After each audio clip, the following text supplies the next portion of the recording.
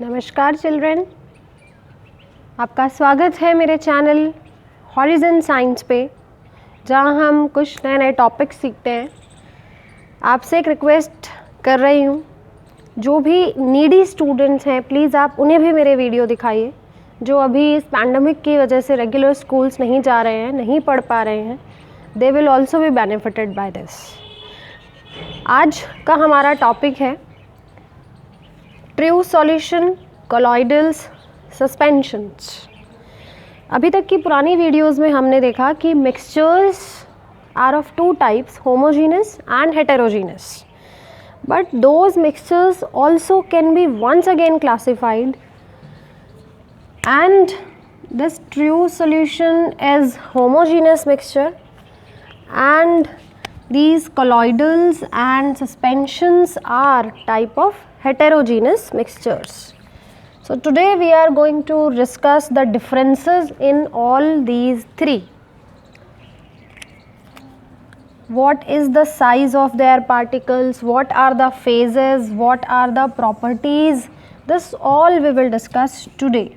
So first of all, true solution, then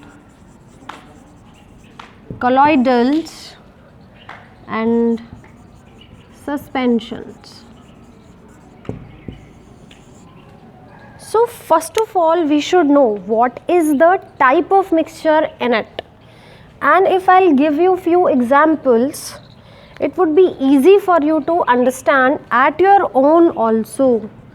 For example, when true solution we are talking, that can be water plus sugar, and that automatically will make you clear that water plus sugar, that means what is the type of true solution? It will be homogeneous mixture. Okay, so what is the first property of true solution? That they are homogeneous mixture.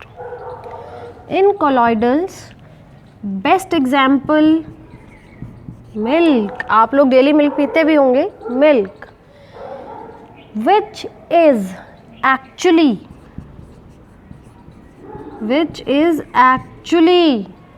heterogeneous but appears as homogeneous. See how interesting. Although milk is actually heterogeneous but it appears as homogeneous. I'll discuss it further how. Similarly in suspension, if I will tell you example of water plus sand, now you will understand automatically that it is heterogeneous type of mixture. If you have not understood the meaning of homogeneous and heterogeneous, kindly watch my previous video. There you will come to know homogeneous means uniformly same. So when sugar is added to water, it is uniformly same from top, from middle, from bottom, from wherever you will take the sip of that water, you will feel it sweet in taste. Now coming to milk, when you see the milk, when you taste the milk, actually it looks like homogeneous. Everywhere, top, middle, bottom, everywhere it will taste like same, it will look like same, so it appears as homogeneous. But when we go to another properties of it, which we will discuss later on, then you will come to know no, it is not actually homogeneous, ये हमारा heterogeneous mixture है. जब हमने sand को water में डाल दिया है तो sand will settle at bottom, uniformity होगी ही नहीं definitely. In that case the suspension will be heterogeneous mixtures. The second property will be about phases. Phases. In true solution there are two phases. This you have studied in previous classes also. Sugar will work as solute and water will be as solvent. Solute मतलब जिसको हम dissolve कर रहे हैं, जैसे पानी में हमने चीनी मिला रही है, हम पानी में चीनी को घोल रहे हैं, तो that चीनी, that sugar will be solute. अगर हम सॉल्ट डिज़ोल्व करें तो that salt will be solute. Mean जिस सब्सटेंस को हम डिज़ोल्व कर रहे हैं, इन कर रहे हैं, दैट इज़ सोल्यूट. किस में डिज़ोल्व कर रहे हैं? पानी में, चीनी, पानी में, दूध में, शरबत में, किस चीज़ में, कौन से लिक्विड में डिज़ोल्व कर रहे हैं? That will B solvent. in colloids. Similarly, two phases will be in the colloids also. For example, there are two phases. It will be dispersed phase, which will be similar with the solute, and dispersion medium, which will be as solvent. For example, if we talk about milk, तो milk में जो fats हैं, proteins हैं, creamy particle है, that is dispersed phase, वो उसमें dispersed है, फैली हुई है चारों तरफ. और जो लिक्विड कंटेंट है मिल्क का, दैट इज डिस्पर्जन मीडियम. अच्छा, कभी कभी आपने सुना होगा, मम्मा को ये बोलते हो ना, जब हैवी साड़ीज़ होती है तो उनको चरक करानी है ना, ड्राई क्लीन तो करानी है पर चरक भी करानी है. तो वो चरक हम कैसे करते हैं? रिवाइव पाउडर से कर सकते हैं. टीवी पे अगर आपने ऐड देखा हो, वाटर में स्टार्च मिक्स कर सकते हैं. Starch is also revive powder. हम घर पे भी चरक कर सकते हैं. जो हम चावल उबालते हैं ना बच्चे, उसमें कभी आपने अपने ग्रैंड पेरेंट्स से सुना हो कि मांड निकालते हैं चावल का, मांड का पानी होता है, वो बॉइल्ड जो चावल है, बॉइल्ड राइस है, उसका जो पानी होता है उसमें गुड क्वांटिटी में स्टार्च होता है. So that starch water can be a colloidal solutions. Best example at home. और आपके पास अगर घर पर रिवाइव पाउडर है तो आप खुद भी बना सकते हो. आधा चम्मच रिवाइव लो, पानी में डिजॉल्व करो, that will be a colloidal solution. In that case that starch which you have taken will be the dispersed phase. और जो वाटर आपने लिया है स्टार्च को डिजॉल्व करने के लिए या स्टार्च को मिक्स करने के लिए, that will be dispersion medium. Water plus sand. Now तो it is I think easy for you. Sand will be as suspended particles, again two phases, and suspension medium. तो particle which are very heavy, जो particle बहुत ज़्यादा heavy हैं, जो bottom में जाके settle हो जाएंगे, उन्हें हम कहेंगे सस्पेंडेड पार्टिकल्स. ओके. और जिस वाटर में या जिस भी लिक्विड में हमने उन्हें डाला, जिसमें वो सेटल हो रहे हैं, that will be as suspension medium. अच्छा, can you separate solute and solvent easily? Can you see the sugar particles easily? No, because the size of these solute particle will be less than, even less than 1 nanometer. Think 1 nanometer से भी smaller size है. That means how small it will be.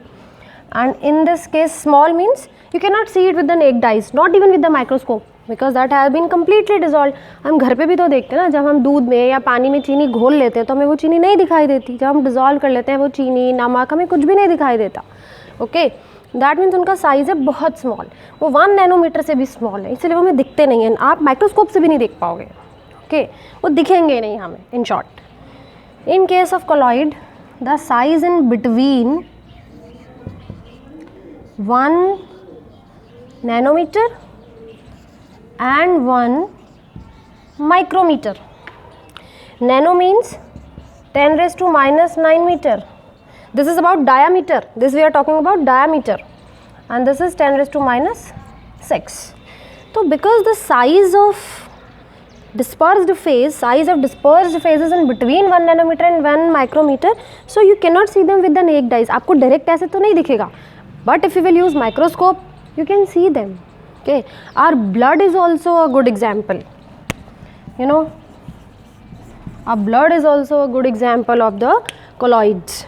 So the size of the blood cells will be between 1 nanometer to 1 micrometer. With the microscope, we can see it. Directly with the naked eyes, we cannot see. It will not be visible. हमें दिखाई ही नहीं देगा. And इस case में क्या होगा भाई? जो size है ऑफ सस्पेंडेड पार्टिकल्स डेफिनेटली इतना बड़ा होता है कि हमें डायरेक्ट नेक्ड आइज से दिखता है. इट मीन्स उनके साइज बहुत बड़े हैं. So size will be greater than 1 micrometer. Okay, and the size can be any big as it is. Now see, if size is too small that you cannot see with the naked eyes, तो separate कैसे करोगे? Separate कर ही नहीं सकते भाई. जब हमें दिखाई नहीं दे रहे तो हम सेपरेट कैसे करेंगे? Separation is not easy. I am not saying separation is not possible, but separation is not easy, it will not happen. चलो फिल्टर करते हैं, है ना, हम चलनी लेते हैं, शुगर पार्टिकल्स को फिल्टर आउट कर लेंगे, सॉल्ट को हम फिल्टर आउट कर लेंगे फिल्टर पेपर, कभी नहीं होगा, because size is too small that you cannot see even how can you separate it by simple filtration. Only one technique, either we can do evaporation or you can do crystallization. Only these two techniques if you apply, then only sugar particles can be separated easily. इस case में बहुत easy है। कभी कभी blood test कराने जाते हैं ना हमें जाना पड़ता है, तो हम ब्लड टेस्ट कराते हैं, कभी कभी सैंपल के लिए देना पड़ता है, लैब में जाते हैं, यूरिन टेस्ट कराते हैं। आपने कभी देखा है वहाँ एक मशीन रखी होती है, बहुत छोटी छोटी सी वेसल्स होती हैं, उनमें वो ब्लड को फिल करते हैं, उस मशीन में रखते हैं, and that machine rotates very quickly. This is known as centrifugation.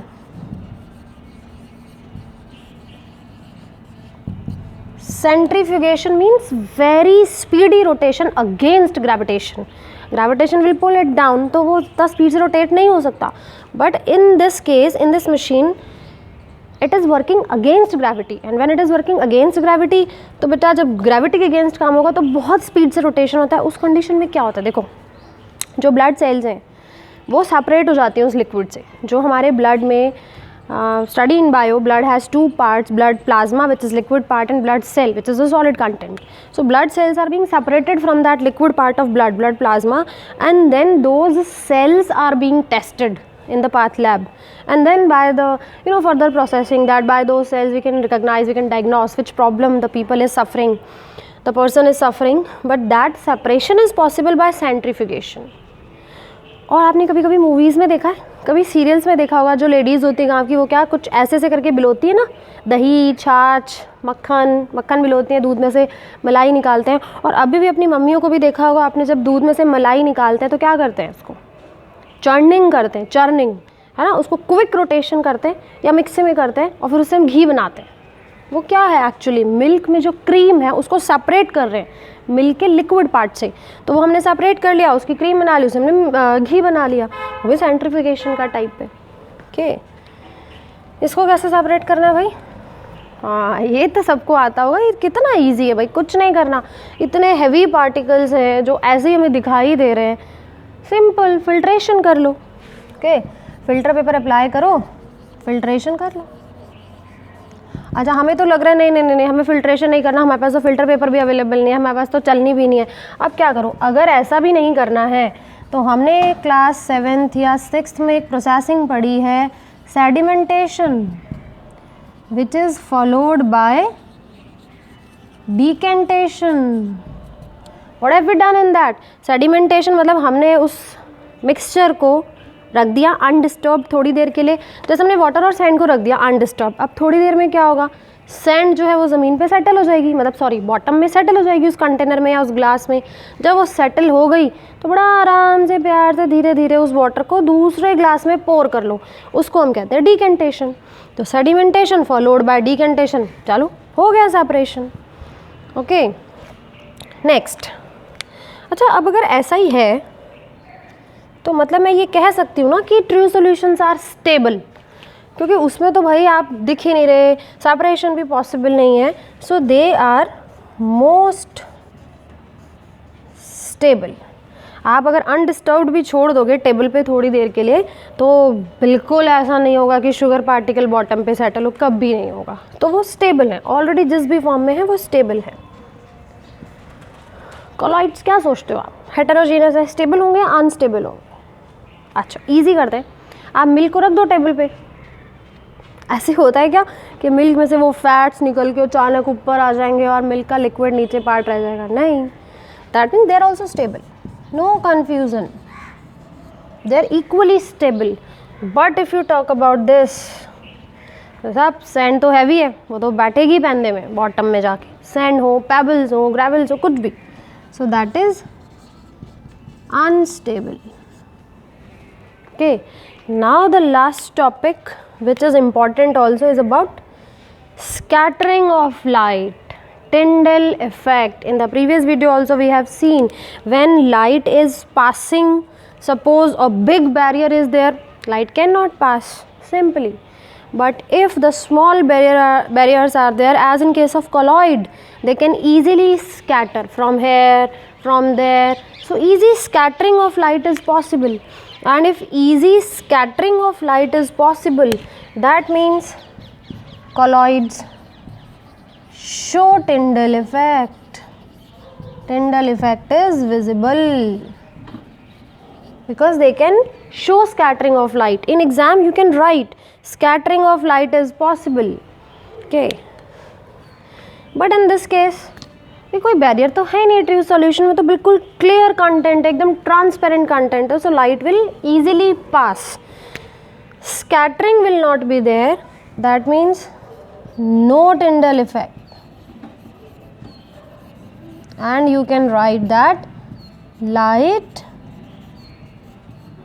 passes straight,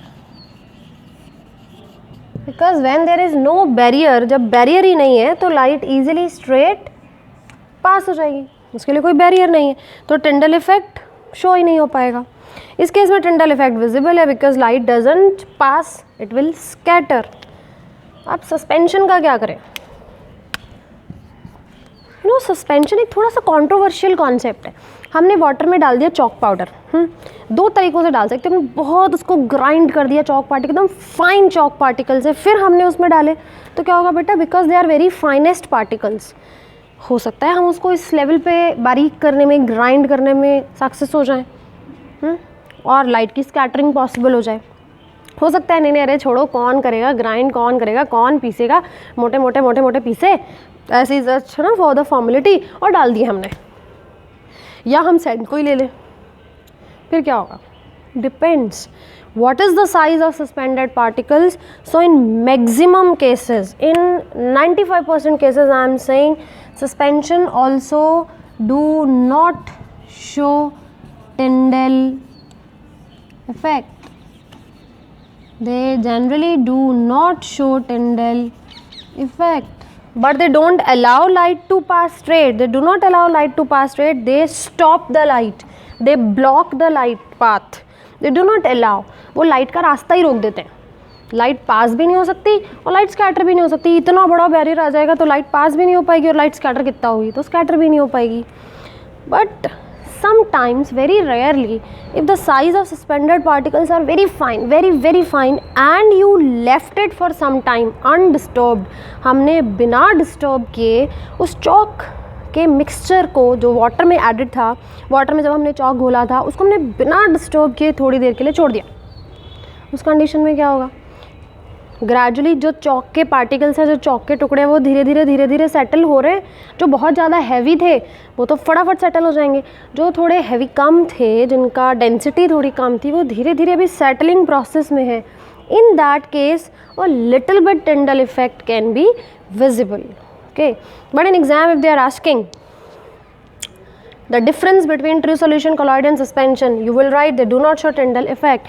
But if they want it in a specific manner, that can suspension never show Tyndall effect, don't write yes.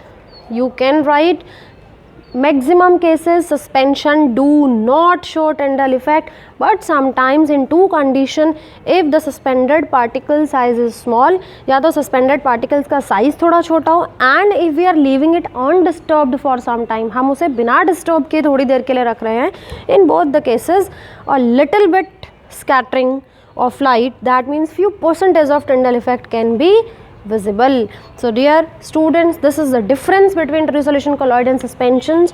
Now I hope I am clear.